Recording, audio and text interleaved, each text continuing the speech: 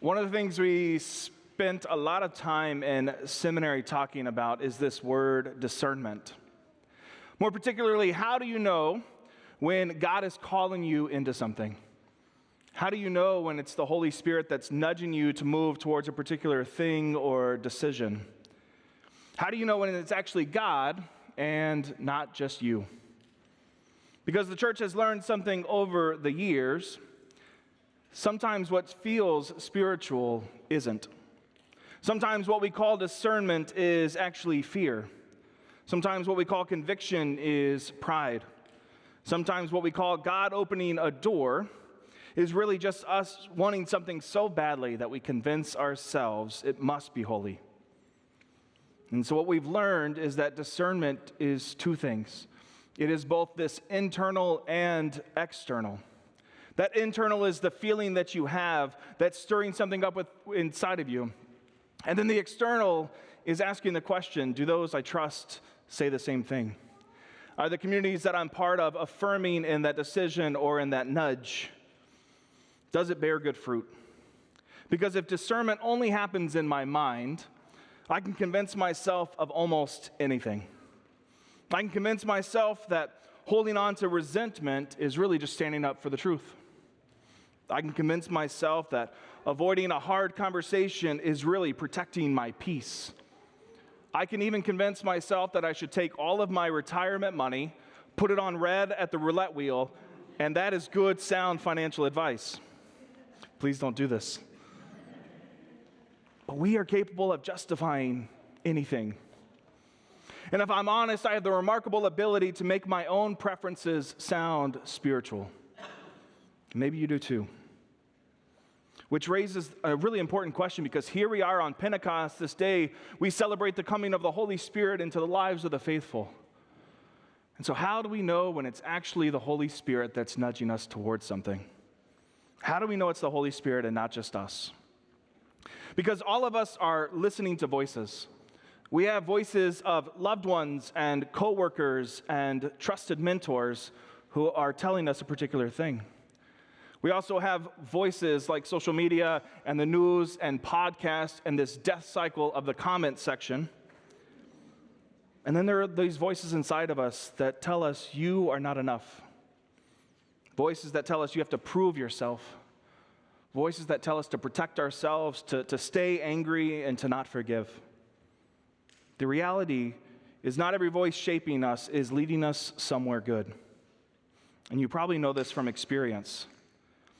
There are people in your life, people around you who just tend to bring out the best in you. You leave your time with them feeling more grounded, more hopeful, more positive, more generous, more compassionate. And then there are those people and those environments when you leave, you find yourself more cynical, more critical, more bitter, more angry. And so the voice becomes, what voices are we listening to? The question becomes, what voices are we listening to? In John's gospel, we encounter the disciples in this pivotal moment. They are afraid, and they've locked themselves in a room. They just recently experienced Jesus' death. There's now rumblings of resurrection life, and they have no idea what to do. So in the midst of the voices they're listening to, the grief and the confusion and the uncertainty of what the authorities might do, they find themselves in this room.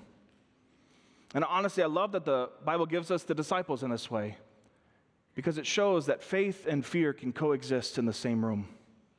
That you can believe in resurrection and still be anxious. You can trust God and still feel afraid. You can love Jesus and still wonder what comes next. And so it's in this story, Jesus comes to the disciples.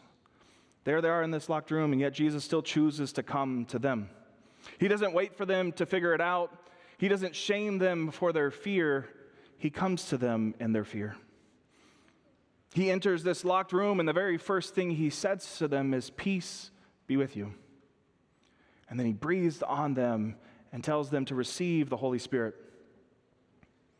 Jesus breathes peace into fearful people, not perfect ones. And then in Acts 2, we see what happens next. The Spirit comes like the wind. It comes like fire that is crackling in this place. And suddenly the disciples who were once hiding are speaking boldly. People from all over the world, as we experienced at the beginning of worship, people from all over the world are speaking their own languages, yet they're able to understand the good news. And what strikes me is that this encounter with the Spirit, the receiving of the Holy Spirit, doesn't move the disciples inward, it actually moves them outward, towards community, toward courage, toward connection. That the Spirit creates life. Which makes me wonder if the simplest way we can discern the Spirit is this, that the Spirit sounds like Jesus. The Spirit sounds like Jesus who says, "Peace be with you." The Spirit sounds like Jesus who forgives, who moves toward people instead of away from them, who tells the truth and still loves people deeply. The Spirit sounds like Jesus who welcomes children, who feeds people, who heals people. Does that mean that discernment is always easy? Well, no. Because sometimes fear sounds convincing. Sometimes anger feels righteous. And sometimes selfishness can dress itself up as wisdom. But this is why discernment matters. This is even more important why we are in community together. Because sometimes the Spirit speaks through trusted people. People who know us, people who love us enough to tell us the truth. People who, like those disciples gathered on Pentecost, help us hear together what none of us could hear alone. So maybe this week the invitation is simply this: to pay attention to the voices shaping your life. Who has your ear? What voices are forming you? When you leave time with certain people, do you find yourself becoming more loving, more compassionate, more courageous? Do you find yourself becoming more like Christ? Or do you leave more cynical, more angry, and more afraid? And that before reacting and posting and responding or making a decision, maybe we ask one simple question: does this sound like Jesus? Does this move me toward love, toward forgiveness, toward peace?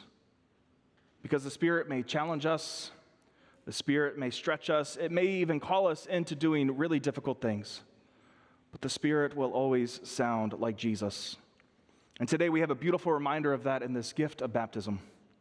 Today Graham is being baptized, and one of the things I love about baptism is this: he's a baby, and before he can say anything, before he understands theology, before he accomplishes anything, before he succeeds or fails, and before the world will tell him who he should be, God speaks first.